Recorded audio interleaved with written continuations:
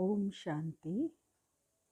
बाबा कहते तुम मेरे बहुत सिकीलदे बच्चे हो, क्योंकि बहुत समय के बाद बाप से मिले हो और तुम बच्चों को अपनी स्थिति को एक रस बनाना चाहिए। एक रस स्थिति कैसे बनेगी? जब कोई भी बीती हुई बातों को याद नहीं करेंगे, बल्कि भविष्य में जो होने वाला है उसको स्मृति में रखेंगे तो सदा खुशी का पारा चढ़ा रहेगा। 12 तारीख की वाणी है। मीठे बच्चे, तुम बहुत समय के बाद फिर से बाप से मिले हो, इसीलिए तुम बहुत बहुत सिकीलधे हो। प्रश्न है, अपनी स्थिति को एक रस बनाने का साधन क्या है? उत्तर, सदा याद रखो जो सेकंड पास हुआ ड्रामा कल्प पहले भी ऐसे ही हुआ था। अभी तो निंदा, स्तुति, मान, अपमान सब सामने आना है। इसलिए अपनी स्थिति को एक रस बनाने के लिए पास्ट का चिंतन मत करो। ओम शांति। रूहानी बच्चों प्रति रूहानी बाप समझा रहे हैं। रूहानी बाप का नाम क्या है? शिव बाबा। वह सब रूहों का बाप है। सब रूहानी बच्चों का नाम क्या है? आत्मा। जीव का नाम पड़ता है, आत्मा का नाम नहीं रहता। यह भी बच्चे जानते हैं। सत्संग ढेर हैं। यह है सच्चा सच्चा सत्य का संग, जो सत्य बाप राजयोग सिखाकर हमको सतयुग में ले जाते हैं। ऐसे और कोई भी सत्संग व पाठशाला नहीं हो सकती है। यह भी तुम बच्चे जानते हो। सारा सृष्टि चक्र तुम बच्चों की बुद्धि में है। तुम बच्चे ही सुदर्शन चक्रधारी हो। बाप बैठ समझाते हैं यह सृष्टि चक्र कैसे फिरता है। किसको भी समझाओ तो चक्र के सामने खड़ा करो। अब तुम इस तरफ जाएंगे। बाप जीव आत्माओं को कहते हैं अपने को आत्मा समझो। यह नई बात नहीं। जानते हो, कल्प कल्प सुनते हैं। अब फिर से सुन रहे हो। तुम्हारी बुद्धि में कोई भी देहधारी बाप, टीचर, गुरु नहीं है। तुम जानते हो विदेही शिव बाबा हमारा टीचर, गुरु है।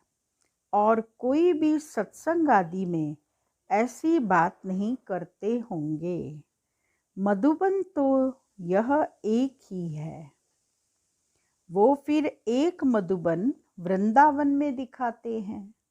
मथुरा वृंदावन में भी मधुबन बताया गया है। तो बाबा कहते एक ही मधुबन है, जो ये है जहाँ सब आत्माएं आकर उमंग उल्लास में भर जाती हैं।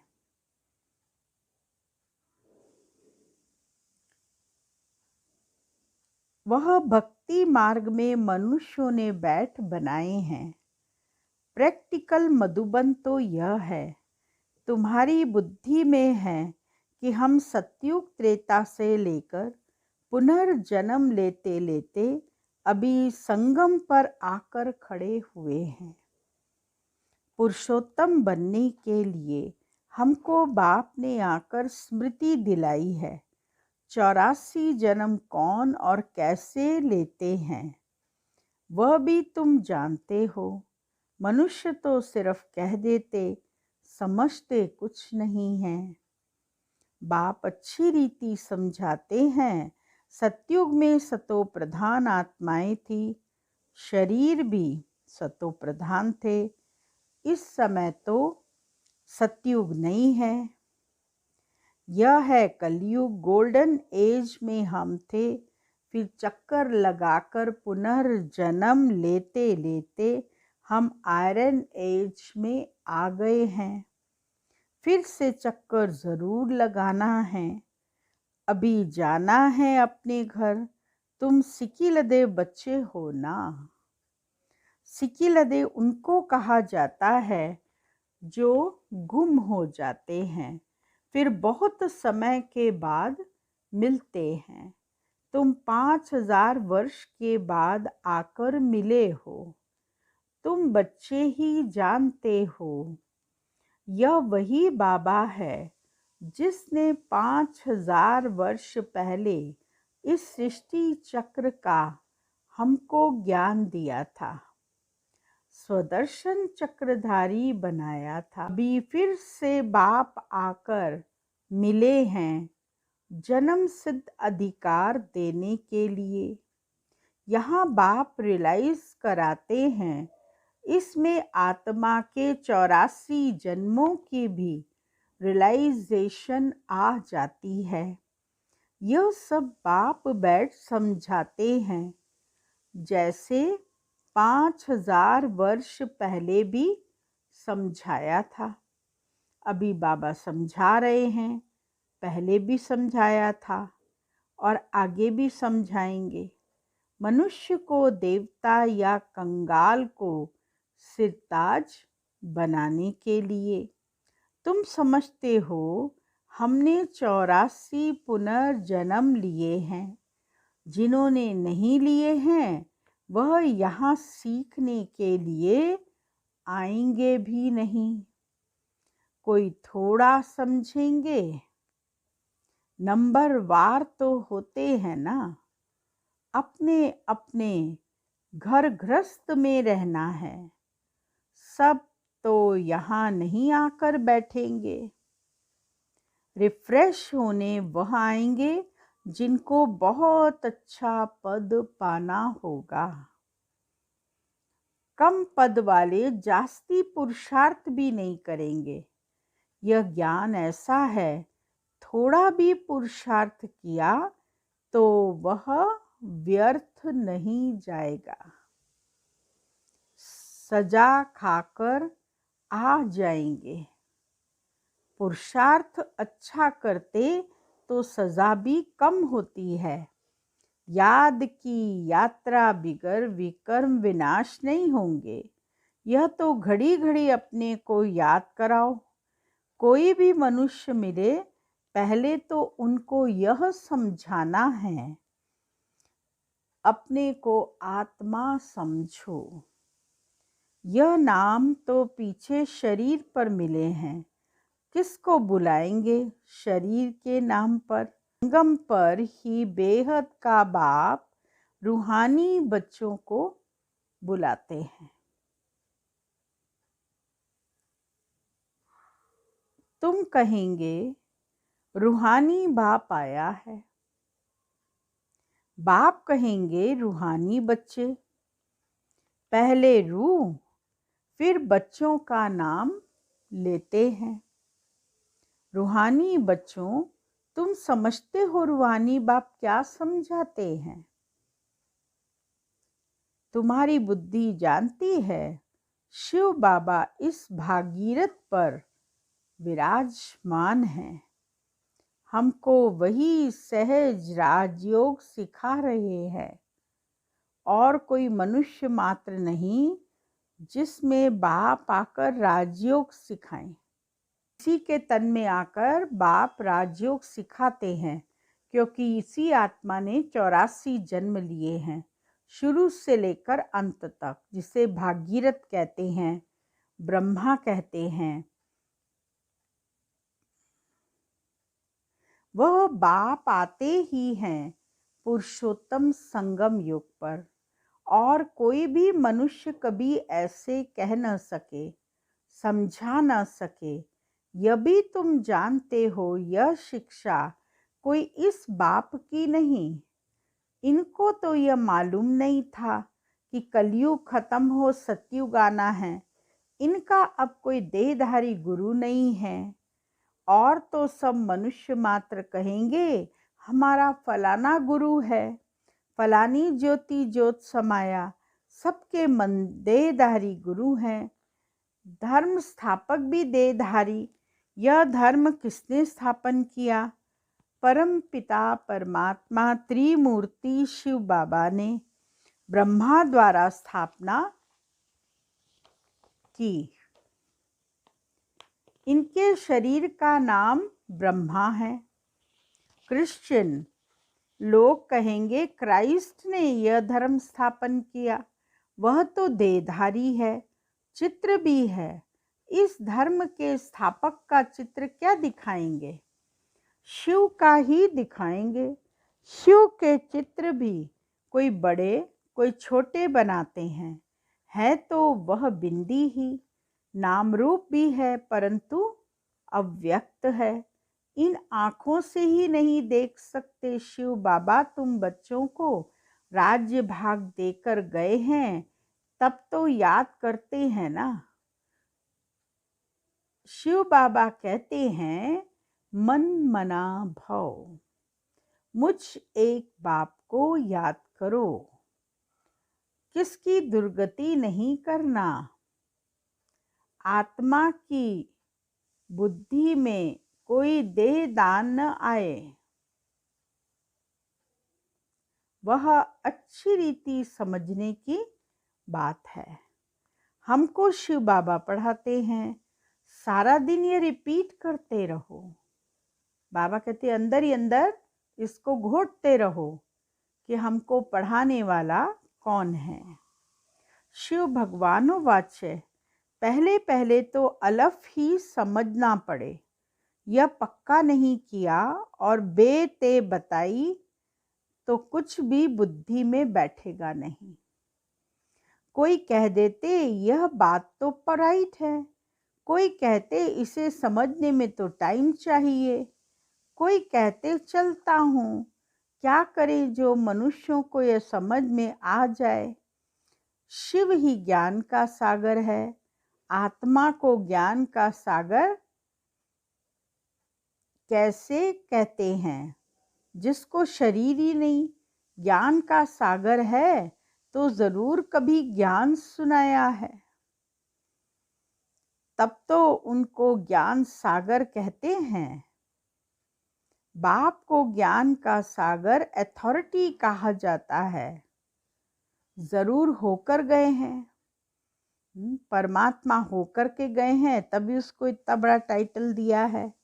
पहले तो पूछना चाहिए अभी कलयुग है या सतयुग, नई दुनिया है व पुरानी है।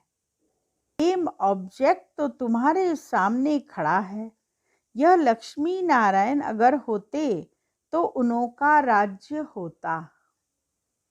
यह पुरानी दुनिया कंगालपना ही नहीं होता। अभी तो सिर्फ इन्हीं के दिन हैं।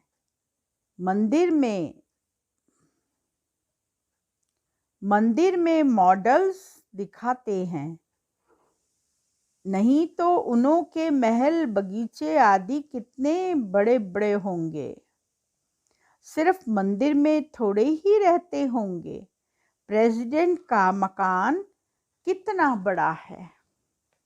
देवी देवताओं के बड़े बड़े महलों में रहते होंगे। उनके देवी देवताओं के बड़े बड़े महल होंगे, कितने एकड़ों में फैले हुए। बहुत जगह होगी, वहाँ डरने आदि की बात ही नहीं होती। सदैव फुलवाड़ी रहती है, कांटे होते ही नहीं, फिर है ही बगीचा। वहाँ तो लकड़ियाँ आदि जलाते नहीं होंगे। लकड़ियों में धुआं होता है तो दुख फील होता है। वहाँ हम बहुत थोड़े टुकड़े में रहते हैं, पीछे वृद्धि को पाते जाते हैं। बहुत अच्छे अच्छे बगीचे होंगे, खुशबू आती रहेगी। जंगल होगा ही नहीं, कांटे भी नहीं होंगे, जंगल भी नहीं होगा, बगीचे होंगे, फूलों की खुशबू भिन्न भिन्न खुशबू आती रहेगी।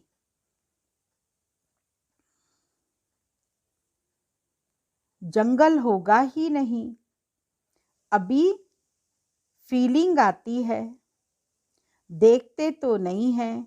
तुम ध्यान में बड़े बड़े महल आदि देख आते हो, वह तो यहाँ बना नहीं सकते। साक्षात्कार हुआ फिर गुम हो जाएगा।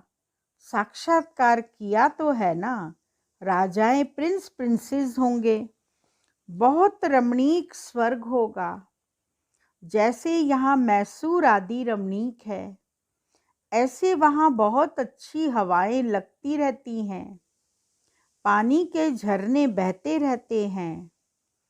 आत्मा समझती है हम अच्छी अच्छी चीजें बनाएं।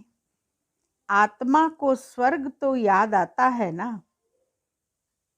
तुम बच्चों को रियलाइज होता है क्या क्या होगा, कहाँ हम रहते होंगे। इस समय यह स्मृति रहती है। चित्रों को देखो, तुम कितने खुशनसीब हो, वहाँ दुख की कोई बात नहीं होगी। हम तो स्वर्ग में थे, फिर नीचे उतरे, अब फिर स्वर्ग में जाना है। कैसे जाएं? रस्सी में लटक कर जाएंगे क्या? रस्सी पकड़ लें और स्वर्ग से रस्सी नीचे आ रही है तो हम ऊपर उसको पकड़ के चले जाएंगे। हम आत्माएं तो रहने वाली हैं शांति धाम की।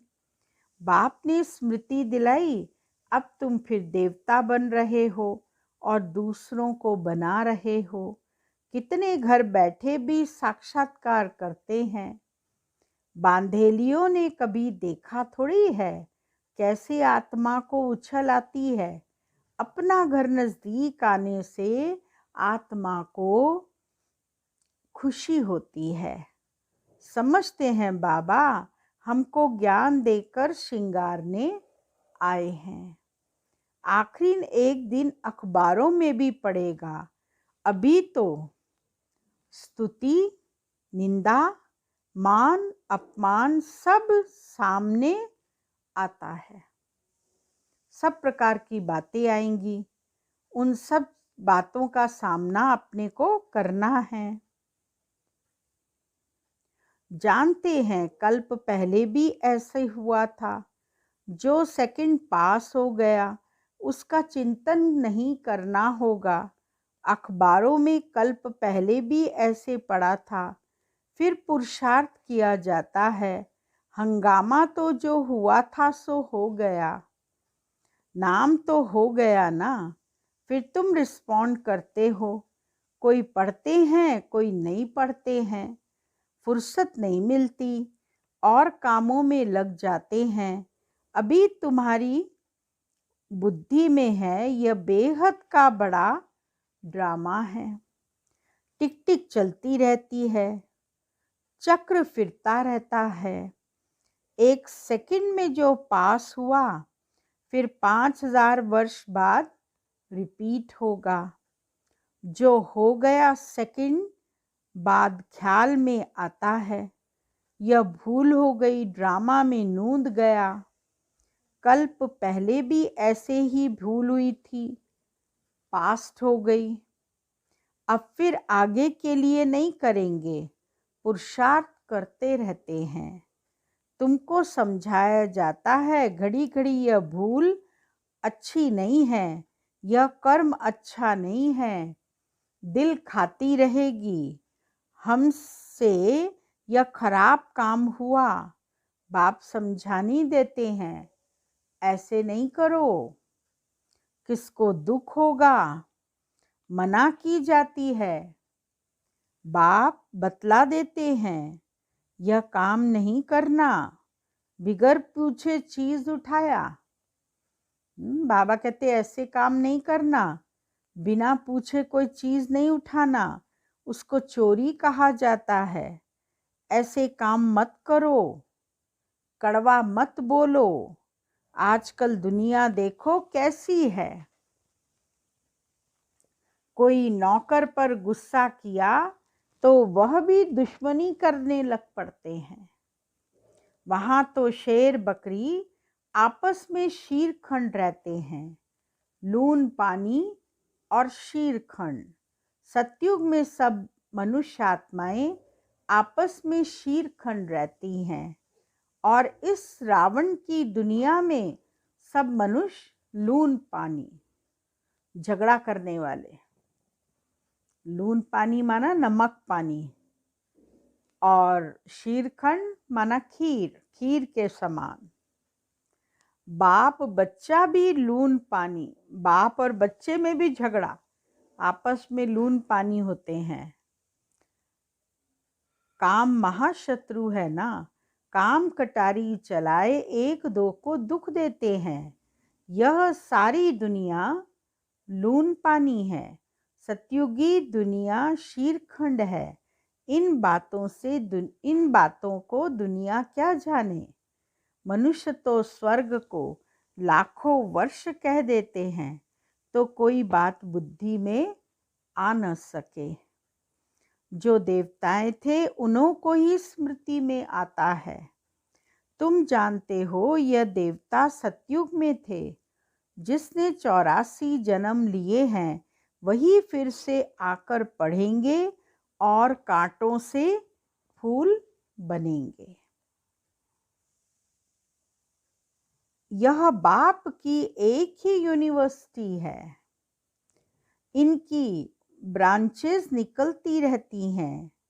खुदा जब आएगा तब उनके खिदमतगार बनेंगे, जिनके द्वारा खुद खुदा राजाई स्थापन करेंगे।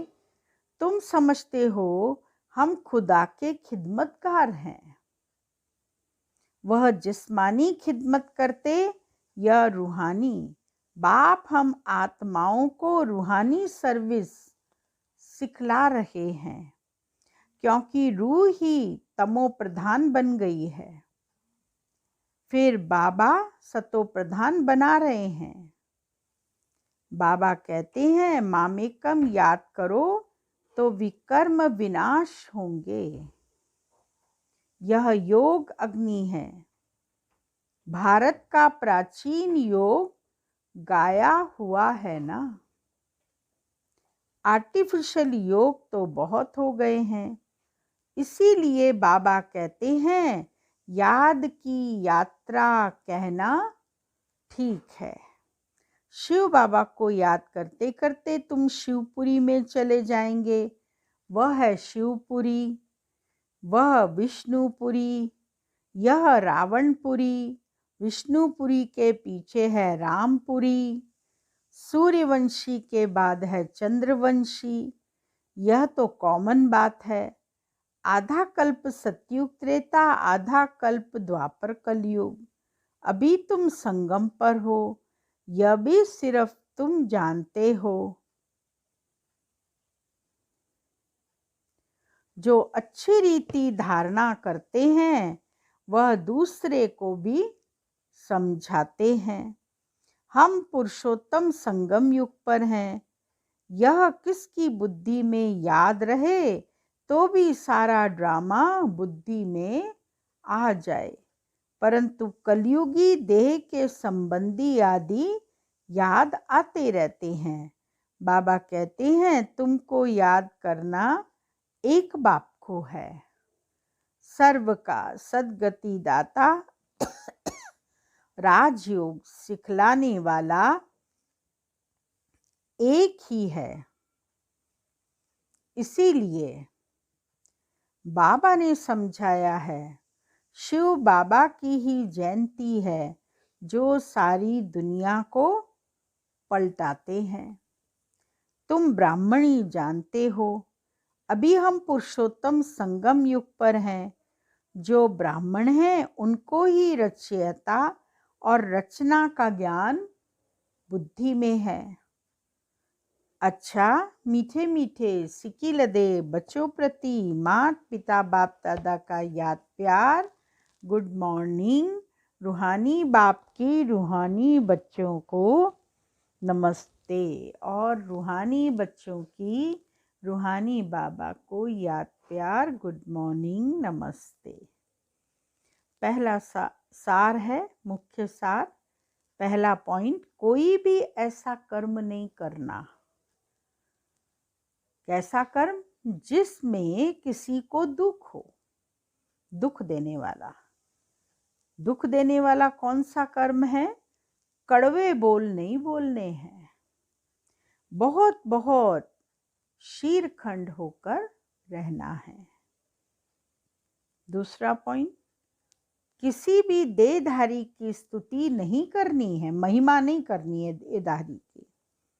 बुद्धि में रहे, हमको शिव बाबा पढ़ाते हैं, उस एक की ही महिमा करनी है, रूहानी खिदमतगार बनना है।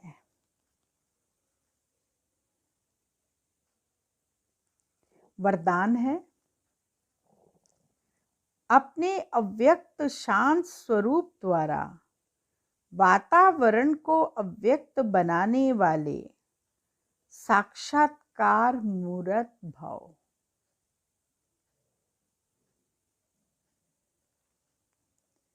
जैसे सेवाओं के प्रोग्राम बनाते हो, ऐसे सवेरे से रात तक याद की यात्रा में कैसे और कब रहेंगे यह भी प्रोग्राम बनाओ। और बीच बीच में 2-3 मिनट के लिए संकल्पों की ट्रैफिक को स्टॉप कर लो। जब कोई व्यक्त भाव में ज़्यादा दिखाई दे तो उनको बिना कहे अपना अव्यक्ति शांत रूप ऐसा धारण करो जो वह भी इशारे से समझ जाए। इससे वातावरण अव्यक्त रहेगा।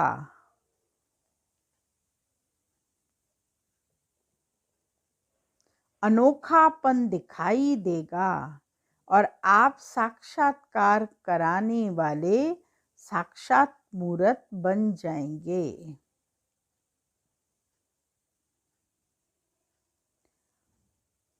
स्लोगन है, संपूर्ण सत्यता ही पवित्रता का आधार है।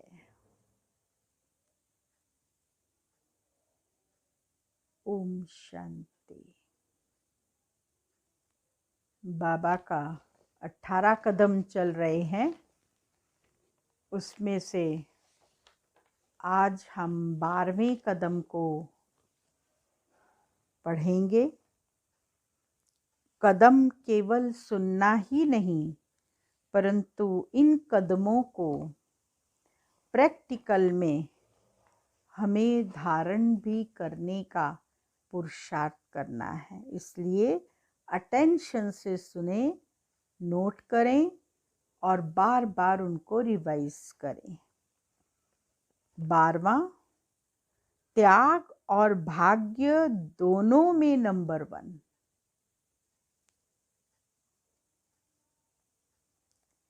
जैसे ब्रह्मा बाप आदि में स्थापना के कार्य प्रति साकार रूप में निमित्त बने, अलफ की तार आई तो सेवा अर्थ सर्वस्व त्याग मूर्त बने। त्याग और भाग्य दोनों में नंबर 1 रहे।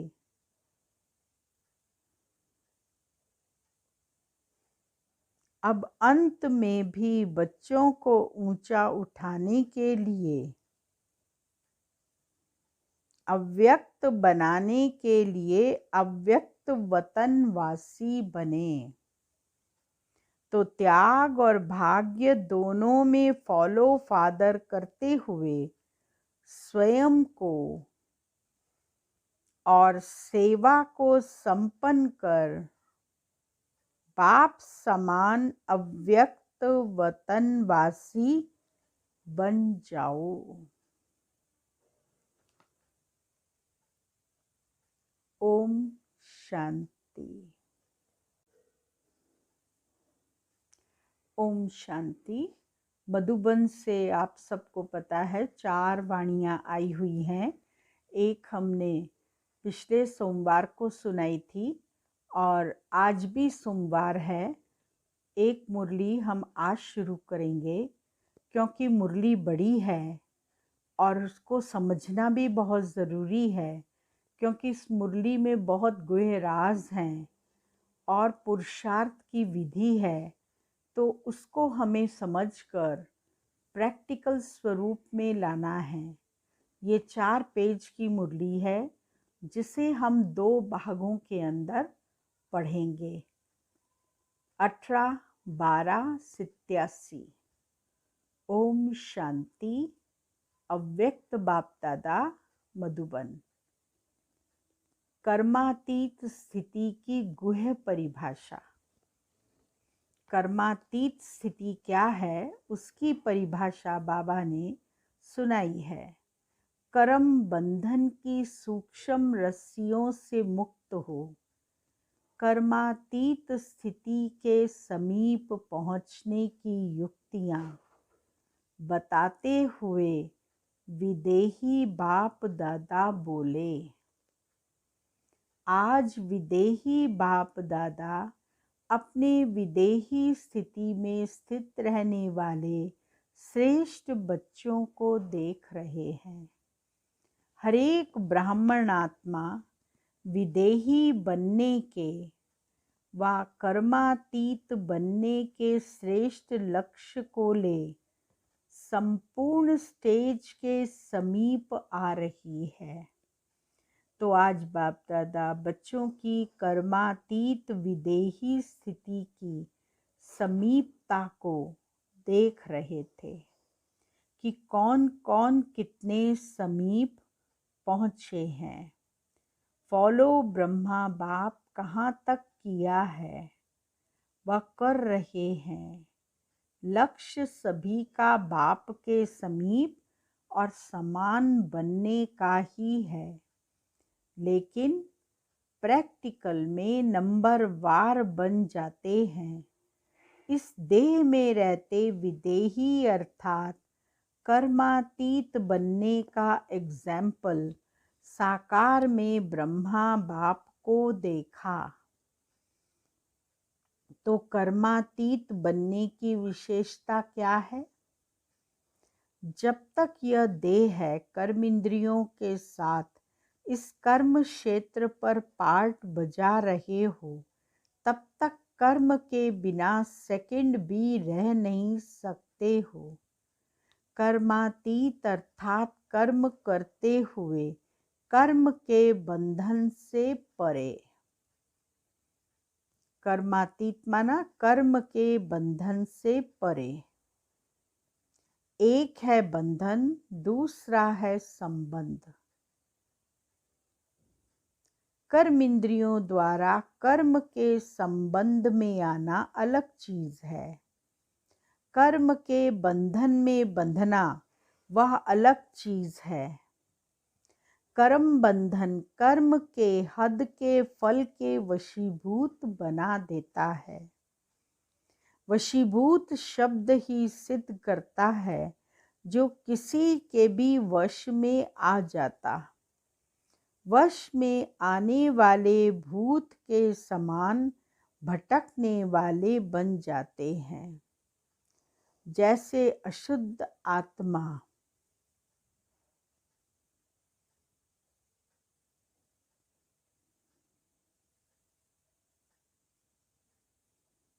वशीभूत शब्द ही सिद्ध करता है जो किसी के भी वश में आ जाता।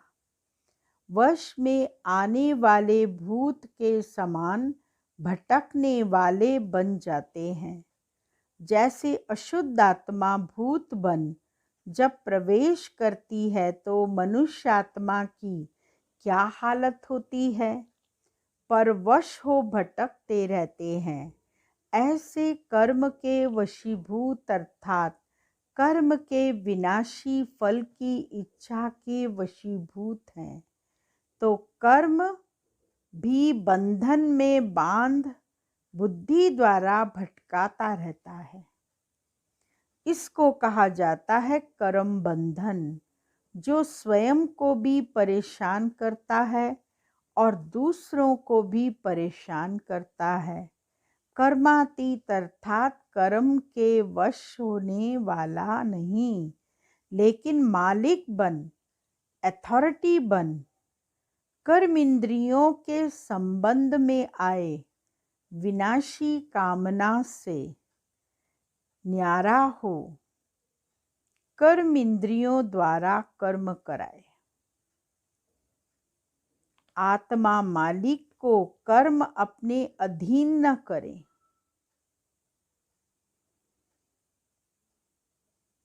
लेकिन अधिकारी बन कर्म कराता रहे। कर्म इंद्रियां अपने आकर्षण में आकर्षित करती हैं, अर्थात कर्म के वशीभूत बनते हैं, अधीन होते हैं, बंधन में बंधते हैं। कर्मातीत अर्थात इससे अतीत अर्थात न्यारा। आँख का काम है देखना, लेकिन देखने का कर्म कराने वाला कौन है? आँख कर्म करने वाली है और आत्मा कर्म कराने वाली है। तो कराने वाली आत्मा करने वाली कर्म इंद्रिय के वश हो जाए, इसको कहते हैं कर्म बंधन। कराने वाले बन कर्म कराओ, इसको कहेंगे कर्म के संबंध में आना। कर्मातीत आत्मा संबंध में आती है, लेकिन बंधन में नहीं रहती। कभी कभी कहते हो ना कि बोलना नहीं चाहते थे, लेकिन बोल लिया। करना नहीं चाहते थे, लेकिन कर लिया। इसको कहा जाता है कर्म के बंधन में वशीभूत आत्मा। ऐसी कर्मातीत स्थिति के नजदीक कहेंगे या दूर कहेंगे। ओम शांति। ओम शांति। अभी हम बाबा की याद में बैठेंगे और अपनी स्थिति को हम संपूर्ण निर्विकारी स्थिति बनाने का पुरुषार्थ करेंगे।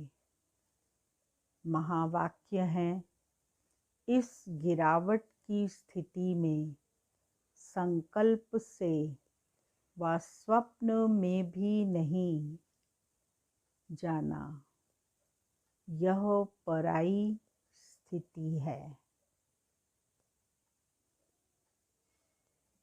स्वमान है, मैं करावनहार आत्मा सदा अशरीरी विदेही निराकारी बन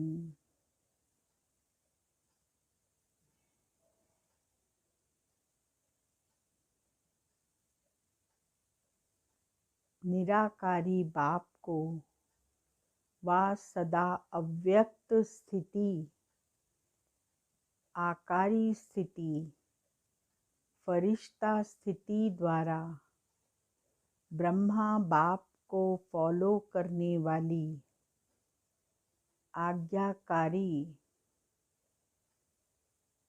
वफादार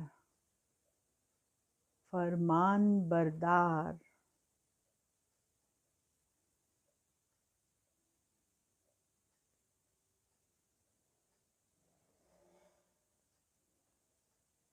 आकारी स्थिति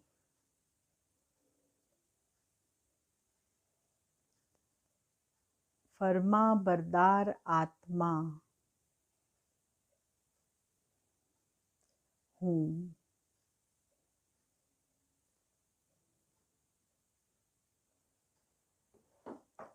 अब चलते हैं अपने वतन, अपनी निराकारी स्थिति बनाते हुए बाबा की स्मृति में बैठना है। आप सब अटेंशन से बैठिए।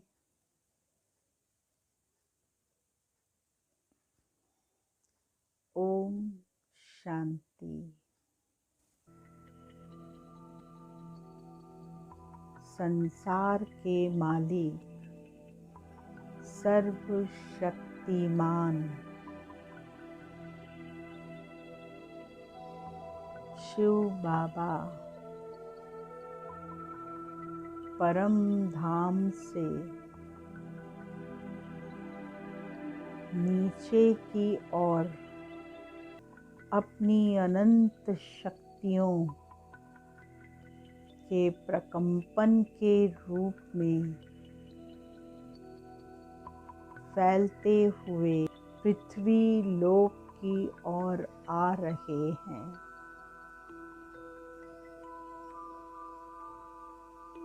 उनसे निकलती प्रकाश की धारा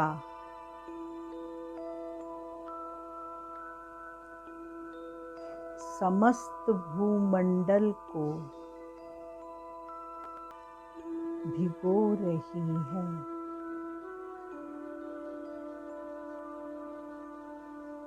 वे धीरे धीरे पूर्ण पृथ्वी को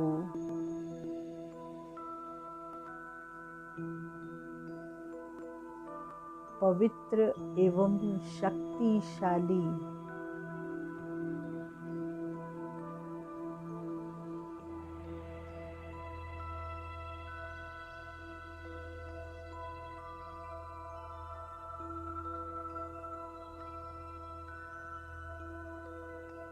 पवित्र एवं शक्तिशाली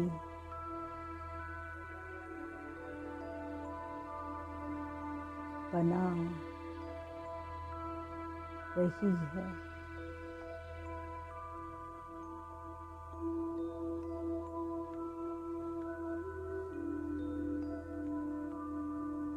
सभी मनुष्य आत्माएं शक्तियों के इस प्रवाह को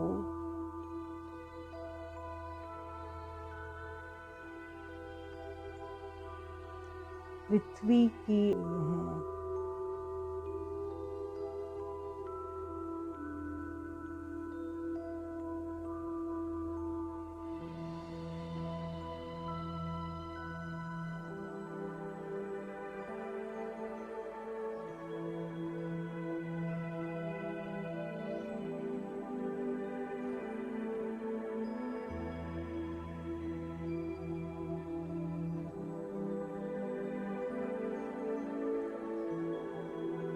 पृथ्वी की ओर आता हुआ देख हर्षित हो रहे हैं।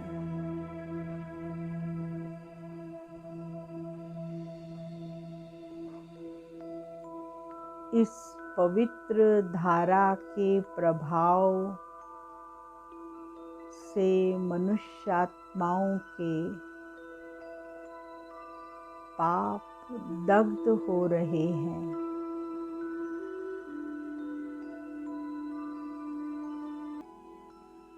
ईश्वरीय शक्तियों से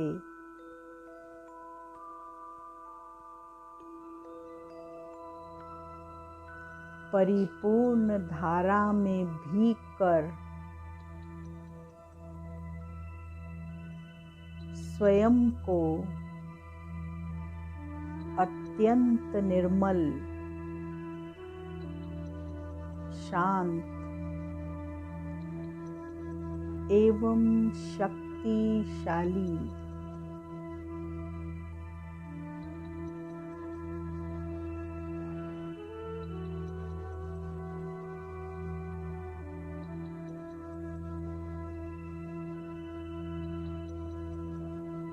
महसूस कर रहा है।